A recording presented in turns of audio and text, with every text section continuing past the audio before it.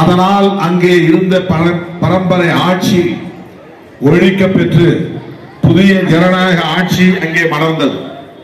அதுதான் மக்கள் சீனம், மக்களுக்கான நாடு என்று பிரகடனம் செய்யப்பட்டது.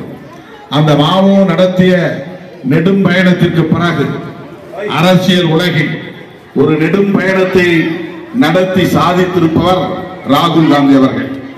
இந்த இளம் வயதிலே தன் கால்களாலேயே இந்திய தேசத்தை அளந்திருக்கிறார், நடந்திருக்கிறார் என்பதை விட தேசத்தை குறுக்க நெடுக்க அளந்திருக்கிறார். கோடிக்கணக்கான மக்களை சந்தித்திருக்கிறார்.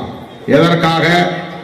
என்னை இந்த நாட்டின் பிரதமராக்குங்கள் என்று சொல்லுவதற்காக அல்ல, காங்கிரஸ் கட்சி ஆட்சியிலே அமர்த்துங்கள் என்று சொல்லுவதற்காக அல்ல,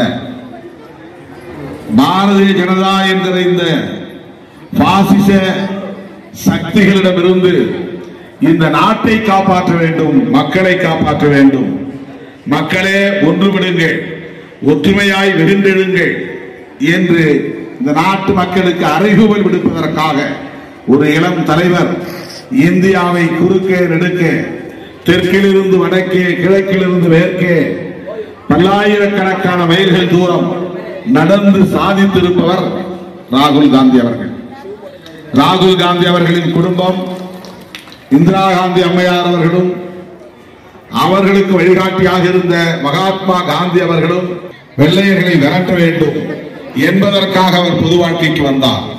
தன்னுடைய ஒட்டுமொத்த வாழ்க்கையில் 14 ஆண்டுகளுக்கு மேல் சிறைச்சாலையில் இருந்தவர், அடிக்கடி சிறைக்கு போனவர், தன்னுடைய சொத்துக்களை நாட்டுக்காக எழுதி வைத்தவர். யார்? ஜவஹர்லால் நேரு. அவருடைய குருவாக இருந்தவர் காந்தியடிகள்.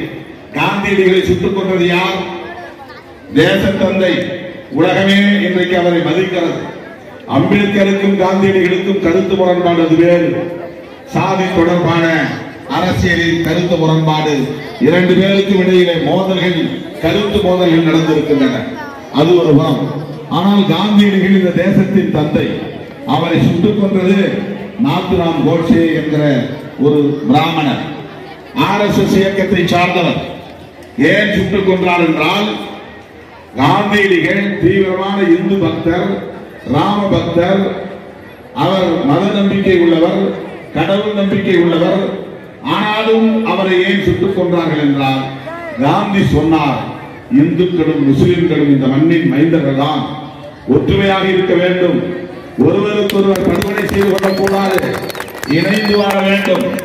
இந்த நாடு வெள்ளையரிடமிருந்து விடுதலை பெற்ற பிறகு இந்த நாடு மதசார்பற்ற நாடாக இருக்க வேண்டும். அரசாங்கத்திற்கு ஒரு மதம் இருக்கக்கூடாது. மனிதனுக்கு மதம் இருக்கலாம். நான் இந்து, நீ முஸ்லிம், நீ சீக்கியன் என்று மனிதர்கள் எந்த மதத்தையும் ஏற்றுக்கொள்ளலாம், எந்த கடவுளையும் கும்பிடலாம். ஆனால் நாம் உருவாக்க போகிற அரசாங்கத்திற்கு சொந்தமாக மதம் இருக்கக்கூடாது என்று சொன்னவர் காந்தியடிகள். அதே கருத்தை வலியுறுத்தியவர் தான் இங்கே சிலையாக இருக்கிற புரட்சியாளர் அம்பேத்கர், பாபா சாஹேப் டாக்டர் B.R. அம்பேத்கர் என்பதை மறந்துவிடக் கூடாது. அம்பேத்கருடைய கருத்துதான் அரசுக்கு மதம் இருக்கக்கூடாது என்று. மதசார்பின்மை, மதசார்பற்ற அரசு, மதசார்பற்ற தேசம், அதுதான் காந்தியடிகள் வலியுறுத்தியது. அதைத்தான் ஜவஹர்லால் நேரு அவர்களும் வலியுறுத்தினார். இதை ஏற்றுக்கொள்ள முடியாத ஒரு கும்பல் தான் RSS கும்பல். இந்த நாட்டுக்கு, அரசாங்கத்திற்கு மதம் கூடாது என்று சொன்னதற்காகவே காந்தியடிகளை நெருங்கி கிட்டே நின்று அவர் முகத்துக்கு நேரே போய் வணக்கம் சொல்லிவிட்டு துப்பாக்கியால் சுட்டுக் கொன்றவன் தான் நாத்துராம் கோட்சே. அந்த நாத்துராம் கோட்சே என்பவன் RSS இயக்கத்தை சார்ந்தவர், அன்றைக்கு இந்து மகாசபா.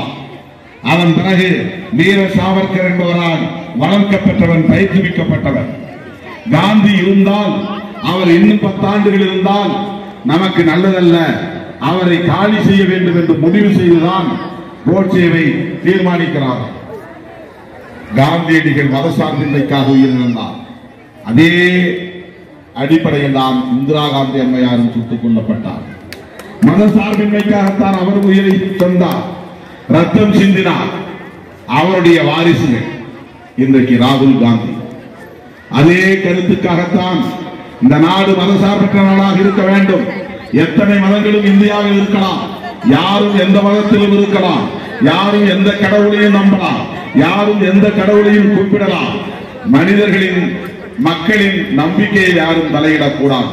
ஆனால் அரசாங்கம் மதசார்பற்ற அரசாங்கமாக இருக்க வேண்டும். இதுதான் அம்பேத்கர் விரும்பியது. இதுதான் அம்பேத்கர் எழுதிய அரசமைப்பு சட்டத்தில் இருக்கிறது. அம்பேத்கர் எழுதிய அரசமைப்பு சட்டத்தில் இருப்பதை நேரடியாக எதிர்க்காமல் மறைமுகமாக எதிர்க்கிற கும்பல் தான் பிஜேபி. நேரடியாக விமர்சிக்காமல் மறைமுகமாக அதை நேர்த்து போக செய்கிற அனைத்து வேலைகளையும் செய்கிற கும்பல் தான் RSS. இதை சரியாக உணர்ந்து கொண்ட இளம் தலைவர் தான் ராகுல் காந்தி அவர்கள். அதனால்தான் திருமாவளவன் விடுதலை சிறுத்தைகள் இன்றைக்கு ராகுல் காந்தியை அவரது கரத்தை வலுப்படுத்த வேண்டும் என்று காங்கிரஸ் கூட்டணியில் இடம்பெற்றிருக்கிறோம். காங்கிரஸை ஆதரித்து நான் இன்றைக்கு கர்நாடகாவுக்கு வந்திருக்கிறேன் என்று சொன்னால் ராகுல் காந்தியின் கரத்தை வலுப்படுத்துங்கள் என்று கேட்டுக் கொள்வதற்காகத்தான். பாரதிய ஜனதாவிடம் மீண்டும் இந்த ஆட்சி போய் சிக்கிக் கொள்ளக் கூடாது. இந்த நாடு சிக்கிக் கொள்ளக் கூடாது. ஒரு ஆபத்தை உங்களுக்கு சொல்ல நான் கடமைப்பட்டிருக்கிறேன்.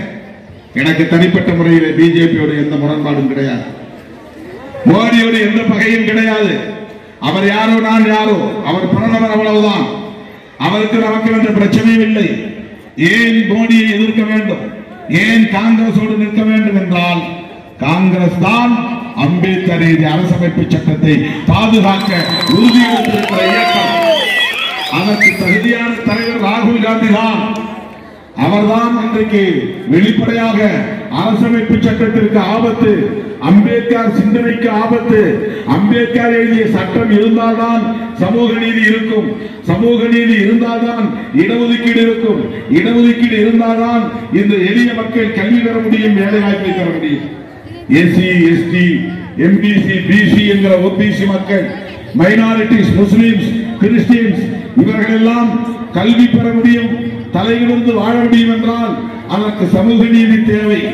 சமூக நீதி வேண்டும் என்றால் அரசமைப்பு சட்டம் தேவை. இந்த அரசமைப்பு சட்டத்தை எழுதியவர் புரட்சியாளர் அம்பேத்கர் அவர்கள். அந்த தலைவரை மதிக்காத ஒரு கும்பல், அவர் எழுதிய அரசமைப்பு சட்டத்தை ஏற்காத ஒரு கும்பல், இன்றைக்கும் இந்த தேசிய கொடியை நாங்கள் ஏற்றுக்கொள்ள மாட்டோம் என்று சொல்லுகிற ஒரு அமைப்பு இந்தியாவில் உண்டு என்றால் அது RSS தான். அவருடைய அலுவலகத்தில் நமது தேசிய கொடியை ஏற்ற மாட்டார்கள்.